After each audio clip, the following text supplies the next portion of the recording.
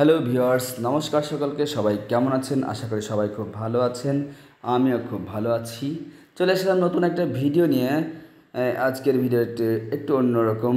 আজকে আসলে আপনাদের দেখাবো যে আমি প্রতিদিন আসলে বিকেল হোক সকালে হোক বাইক নিয়ে কোথায় যাই, কী করি সেটাই কিন্তু দেখাবো। যদি সেটা দেখতে চান তাহলে কিন্তু ভিডিওটা শেষ পর্যন্ত আপনাকে দেখতে হবে।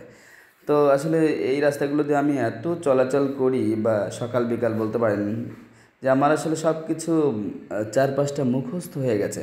যেমন বাম পাশে কী আছে, ডান পাশে কী আছে, সামনে কী আছে, এরপরে কোন জায়গাটা আসবে, এইসব ইত্যাদি ইত্যাদি। বলতে বলতে সামনে একটা গাড়ি চলে আসছে অবশ্য। হ্যাঁ, যেটা বলছিলাম, তো এই যে এই পাশে যে প্লটগুলো দেখতে পাচ্ছেন, আমি এই পাশে আগে থাকতাম, ভাড়া থাকতাম। তো চারপাশের পরিবেশটা খুবই সুন্দর ছিল। তো আমি কিন্তু এভাবেই প্রতিদিন যাতায়াত করি। কেন করি সেটা একটু পরে বলছি, একটু ধৈর্য ধরুন। তারপরে এই যে একটা মোড়, এটা কিসের মোড় ঠিক আমি জানি না, নামটা জানি না, তবে কিন্তু খুব পরিচিত, কারণ আমার দিনে একবার দুবার হলেও এখানে আসতে হয়। তো আসলে বাইক যখন চালায় না, তখন আসলে চালাইতে চালাইতে একটা গান মনে পড়ে, যে পিস ঠেলা এই পথটারে ভালোবেসেছি, তার সাথে এই মনটারে বেঁধে নিয়েছি। পিস ঢালা এই পথটারে ভালোবেসেছি, তার সাথে এই মনটারে বেঁধে নিয়েছি। আসলে একটি বিখ্যাত গান। পিচ ঢালা পথ মনে হয় সিনেমাটার নাম, আমি শিওর জানি না। তো যাই এই গানটা ছোটোবেলায় অনেক শুনেছি রেডিওতে, হঠাৎ করে মনে পড়লো, তাই একটু গিয়ে শোনালাম। তো এইভাবে আমি প্রতিদিন বাইক নিয়ে যাই। আমার বাইকটা আমাকে বেশ সাপোর্ট করে। দেখুন রাস্তার পরিবেশটা মোটামুটি ভালো, ভাঙাচোরা নেই, যেতে ভালোই লাগে। হ্যাঁ, বলতে বলতে আমি কিন্তু হাইওয়েতে চলে আসলাম, মাগুরা ঝিনাইদহ হাইওয়ে।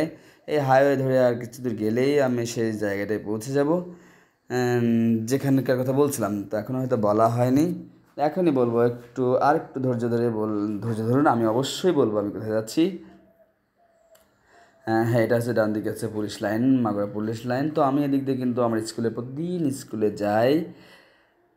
যাক, যা বলছিলাম আর কি, যে আসলে যে স্কুলের কথা যখন চলে আসলো, আমি আসলে শিক্ষকতা করি, পাশাপাশি ব্লগিং করি, এবং যেটা না করলেই না সেটা হচ্ছে আমি আসলে একজন প্রাইভেট মাস্টার, মানে টিউশনি করি যেটাকে বলে।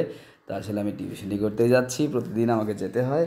তো আজও একই নিয়মে সেই টিউশনের বাসায় যাচ্ছি, তো আমার স্টুডেন্টকে পড়ানোর জন্য। তা যেতে যেতে দেখলাম স্টুডেন্টদের বাসার সামনে ওনারা একদম ধান ঝাড়াই মেশিন নিয়ে ধান ঝাড়াই করছে। তো এটা দেখে কিন্তু আমার আবার একটা পুরনো স্মৃতি মনে পড়লো, কারণ আমিও কৃষক ফ্যামিলির সন্তান। এগুলো আমি অনেক করেছি, এই জন্য আমার দেখে ওনাদের ভালো লাগছিলো। তবে একটা মনে হচ্ছিলো যে এত গরমের মধ্যে ওনারা কত কষ্ট করছে। তাই বলতে বলতে আমি কিন্তু স্টুডেন্টের বাসায় চলে এসেছি। আমি আসলে পড়াতে আসছি, তো বুঝতেই পারছেন। তো আমি ওই সামনে দেখতে পাচ্ছেন, ওটা হচ্ছে আমার স্টুডেন্টের বাসা। তো আমি এখন যাবো। তো ঠিক আছে, ভালো লাগলে ভিডিওটি লাইক করবেন, শেয়ার করবেন। সবাই ভালো থাকবেন, টাটা।